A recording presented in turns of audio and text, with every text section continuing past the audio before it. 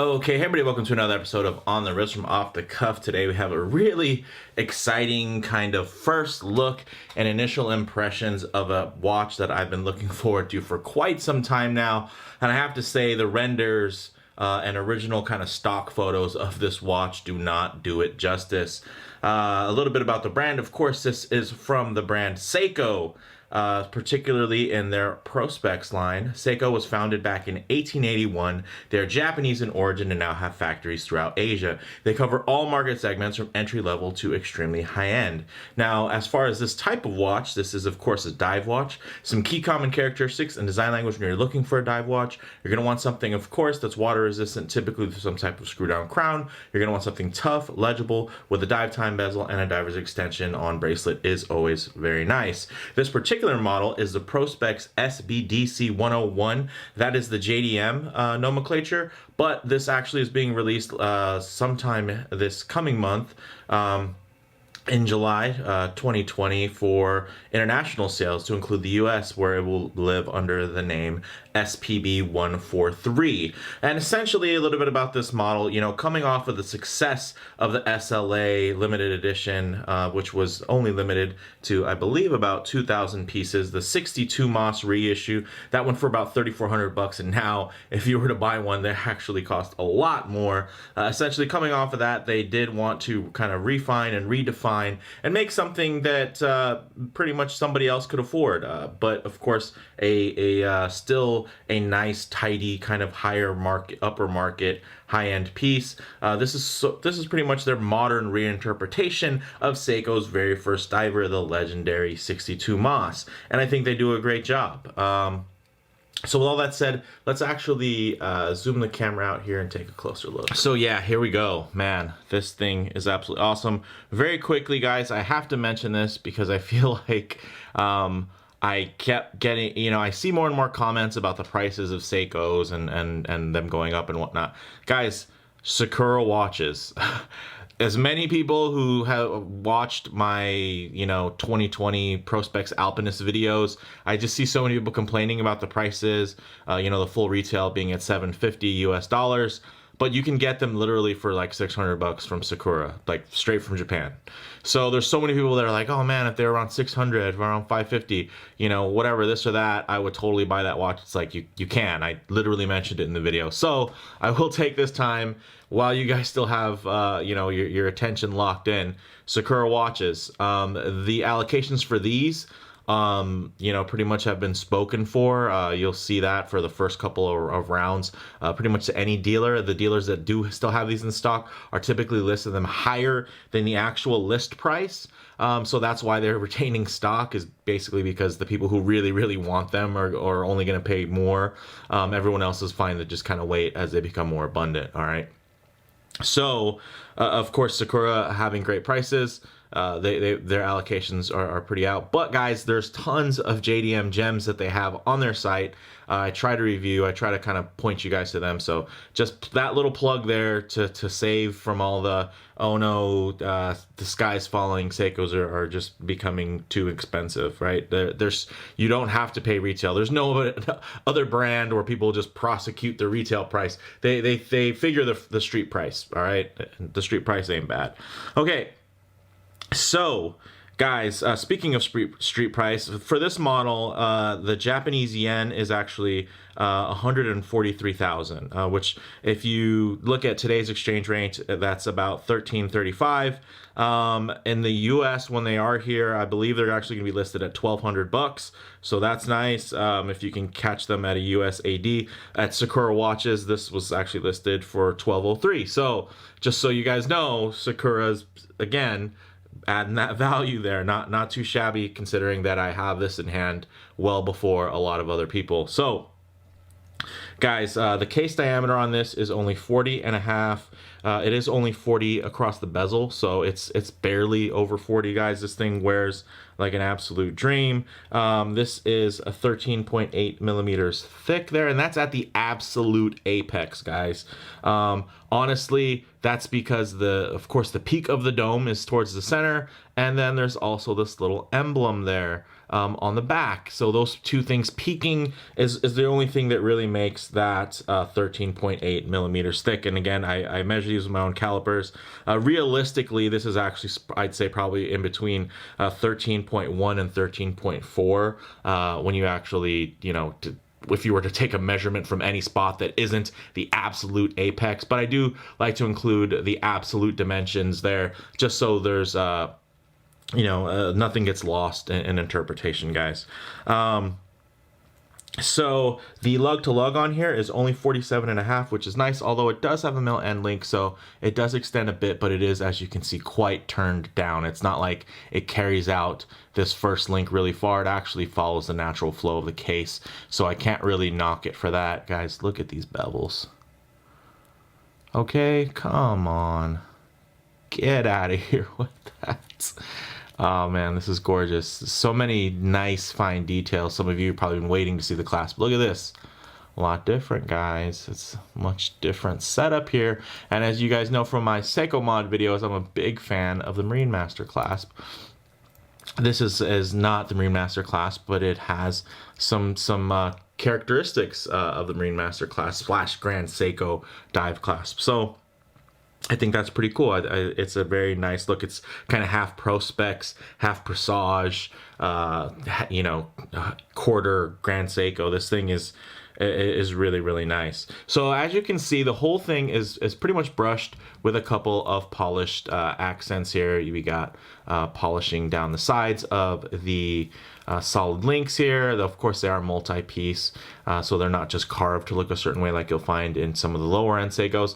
And then it's actually DiaShield coated, which is really nice.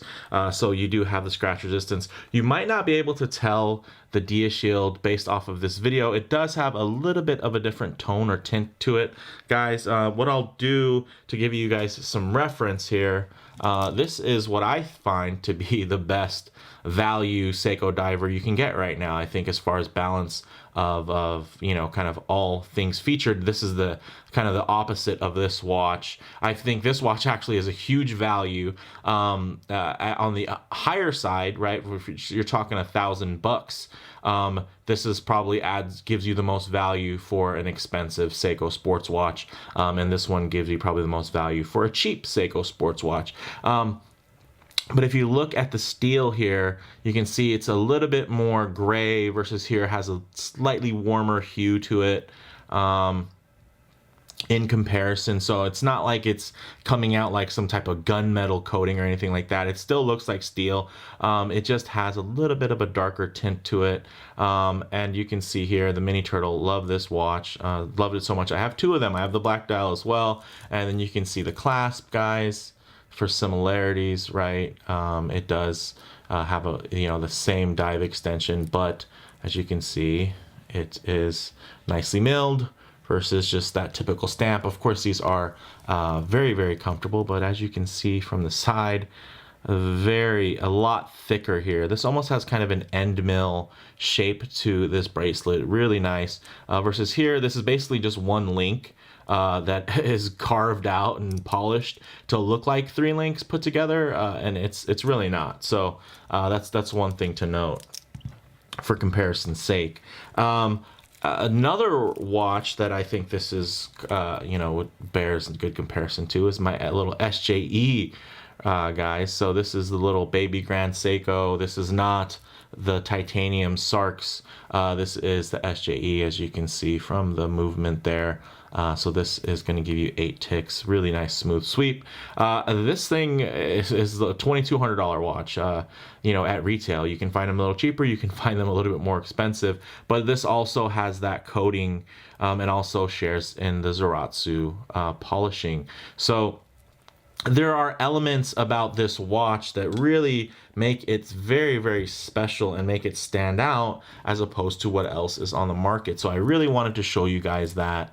And then very quickly, what I'll do is I'll kind of peel everything away. So first we'll take a look at this clasp. This isn't super thick. It looks like it is, right? Appearance wise, it could use probably a little bit more metal here, but you know, considering what it's being compared to from the rest of the, you know, the line, hey, that's a much better setup, right? One thing that you guys will be happy to see is here you got the milled scissor, which is absolutely great. And then of course you have your classic kind of Prospex little dive extension here, which comes out, boom. So you can use that. I mean, it's not going to be something that you're going to use on a hot day to make this fit you better. It's definitely a dedicated diver's extension. And of course, I'm having some trouble reaching around the camera here with these gloves, but there we go. So very nice. Of course, you do have the micro adjust, everything solid. You can see here they have a similar multi-link setup that you will see on the Presage line. As you can see, the multi-links on top, and then underneath actual separate pieces of steel that come together to give you the multi-links, versus here they're just kind of carved up and polished out into a single piece to give you a multi-link look. Here you're actually getting the multi-links, and of course all DiaShield coated, which is going to help with scratch resistance, which I think is really great. Now the bezel action, let's get into that. Ooh, this is like an SKX bezel on absolute steroids. This is like, as much as I love my SKX mods, let's go another round.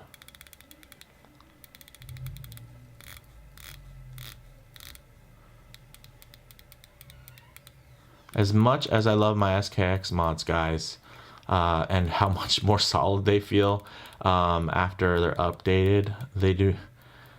This is like just another level above that. This is absolute butter. It has that nice balance of being very, very smooth, but still giving you a nice tactile little thud. Not super clicky, but again, this is Seiko style. It has just that smoothness. Guys, the finish here on this coin edge bezel is out of control, guys. Look at the way the light hits that edge. Man, that is serious hardware.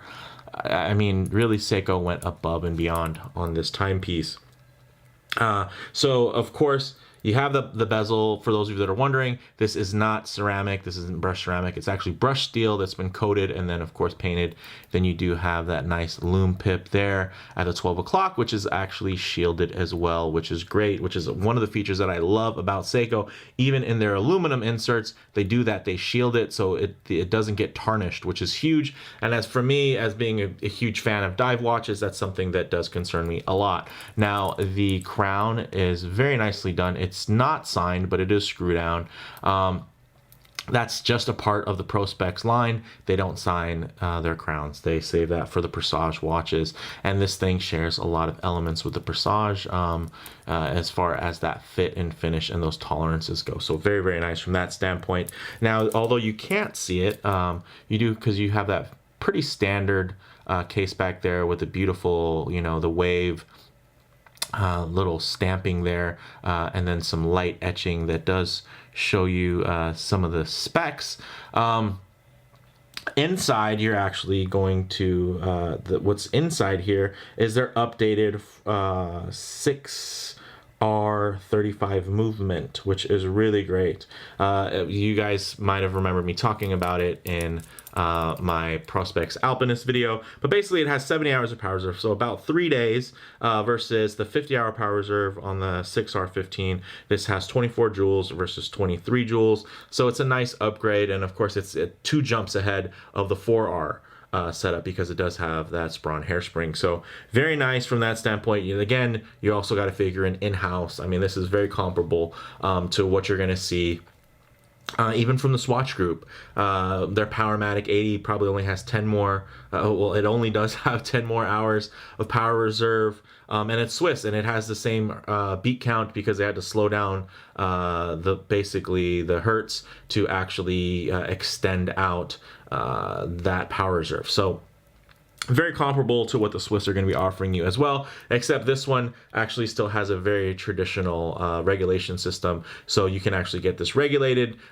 pretty easily and serviced, versus when you think about you know, some of those Powermatic movements from ETA, essentially you can get them serviced, but as far as regulation goes, they actually have some very specific tools. So you kind of have to hope you get something really good out of the box here. You know, a basic jeweler, you know, watchmaker can actually help regulate this.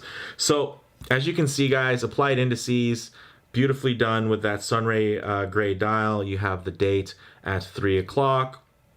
You have the handset that actually does have, they are folded, so they have a slight angle on them, and then to add on top of that, they're actually half brushed, half polished, which really help with capturing the light and making sure that there's a nice high contrast regardless of the angle, the viewing angle, which is great.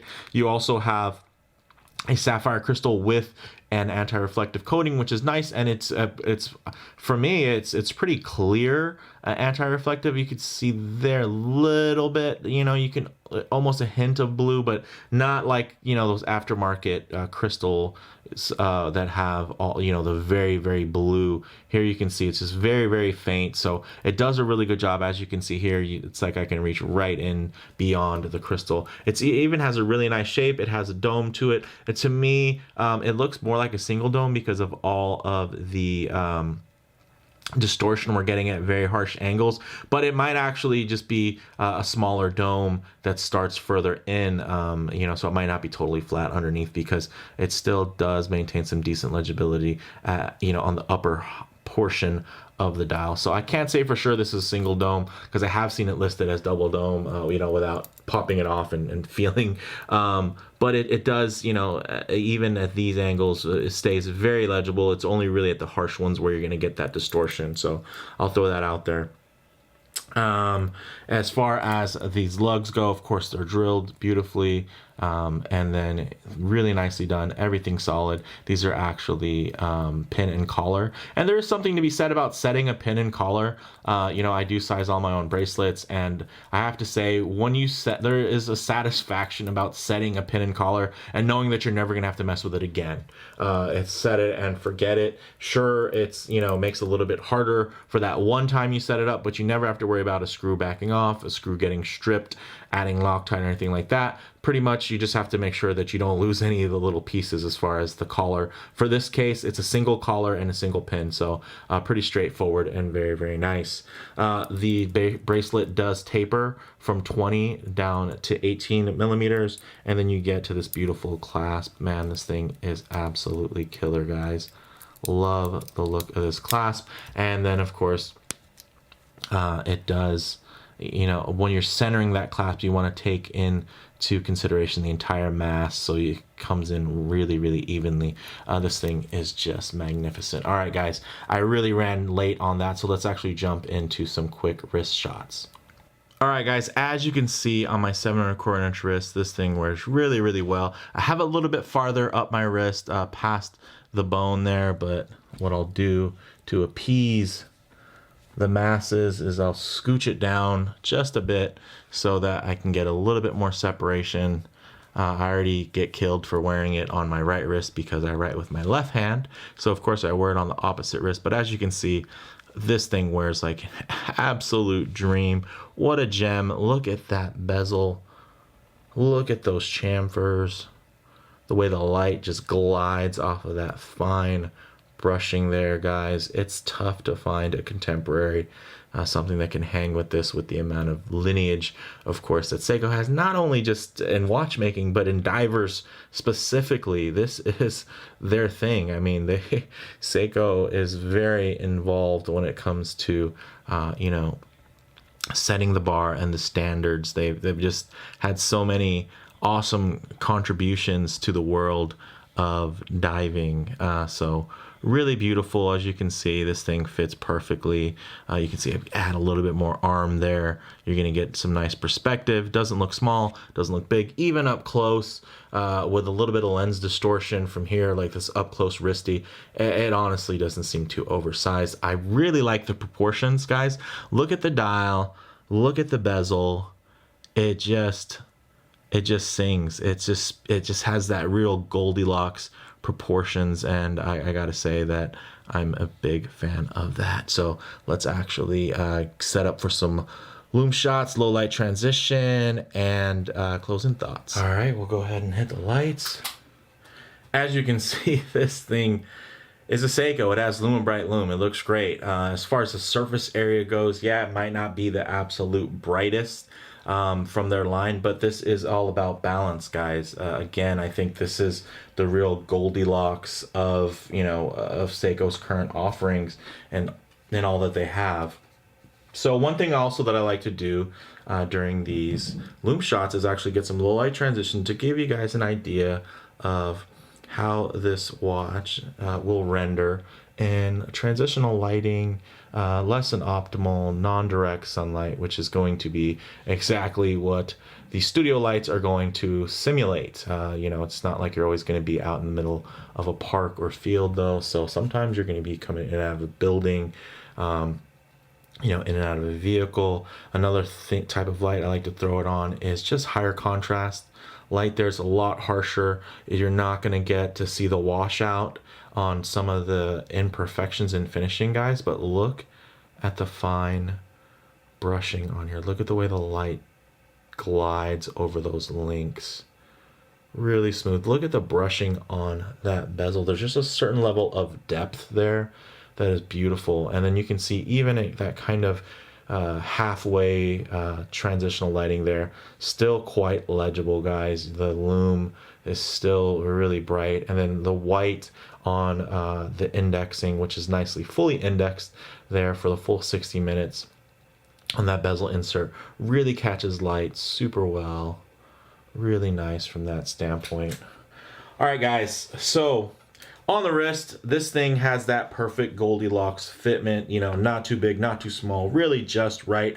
It feels a lot more hefty and substantial than really any other Seiko Diver I've ever worn due to that bracelet. The bracelet on this thing is absolutely killer. I mean, it has more balance, although the Marine Master, of course, the Marine Master 300 is quite legendary and quite high quality, of course, and definitely in a similar caliber and league when you're comparing the fit and finish and really attention to detail. But it was a lot less balanced. That's a big top-heavy watch with very thin, long links. Here you just get those that Goldilocks number. Just I didn't feel like there was a lot I was thinking to improve or wondering when a strap code bracelet would be available or anything like that. It just out of the box is such a compelling and complete package. So really, really nice from that standpoint. As far as model variations go, you get the root beer gilt, you get which comes on rubber. You can also get a root beer dial non-gilt that comes on bracelet, and then of course there's the blue limited edition that has the gold seconds hand and I think one other gold accent. That's really nice. It has a black bezel insert as well. They all have black bezel inserts, and the blue model is actually limited to 5,500 units each. So those are really nice. Actually, I think those are the first ones that have kind of started coming and showing up stateside. So those are also beautiful. For me, my pick, of course, was this gray dial because one, it's very reminiscent of the original 62 Moss, but for me, it just has that kind of infinite versatility. If of course black and steel has been so, you know, capitalized on by Rolex and the Submariner, I think here you just add a little bit more fun, a little bit of color palette, you know, lightly there. It's still monochromatic, but you're just adding all these extra textures and it's absolutely gorgeous. And then you have, of course, the mix and match of finishes and transitions that are just done to such a high level. As far as comparable models go, guys, in the $1,200 range, there are a lot of great watches, right? From micro brands, from mainstream brands as well. And then you can even think about gray market, entry level, I should say not entry, but mid-tier Swiss watches, right? It's a very competitive space. But here's the thing. This watch out heritages similar micro brands, micro brands that have a similar build, similar spec. You compare it to this model from Seiko, it kills them in heritage. And then when you compare this to something in the kind of mid-tier Swiss range, also more heritage, but 9 times out of 10 better heritage, right? But it's more feature rich. It has a lot of features that you just won't get in a mid-tier Swiss. You're not going to find a lot of in-house movements, and then in-house to this level. As far as in-house goes, really there are few manufacturers out there apart from Rolex that can even make similar claims to the level of in-houseness that Seiko has, from growing their crystals to their jewels and the movements down to even the lubricants. So they do, you kind of cover all those bases, right? From a horological standpoint, from a spec standpoint. Yes, you can probably compare and contrast this against other watches that are just absolutely the top tier, best values you can get from the Swatch Group, or from, let's say, Oris or Zen, or from leading micro brands like Monta, this and that. But the watches that you would have to fight over are like the best ones within their categories. Like, it takes such an absolute killer watch to even put it up against this without you just jumping on this watch. So I think that's what's really exciting for me about this release. For me, the bottom line is Seiko, this really combines all of Seiko's in-house qualities. It packs it into a diver with, again, that Presage-like fit and finish. So for me, as somebody who's been asking of Seiko, to improve and get that QC, QA up and really deliver a higher end product, I'm happy to say that they did. And for the money, I'm willing to pay the price for the extra quality, guys. So I know this was a really long video. I was originally going to try to break it down. I still will probably do another segment or two where I do little comparables and whatnot. But for me, that's the gist of it. That's kind of, I love this thing. So with all that said, let me know what you guys think in the comments below. If you like the video, please do hit like and subscribe for more content just like this. Thanks, guys.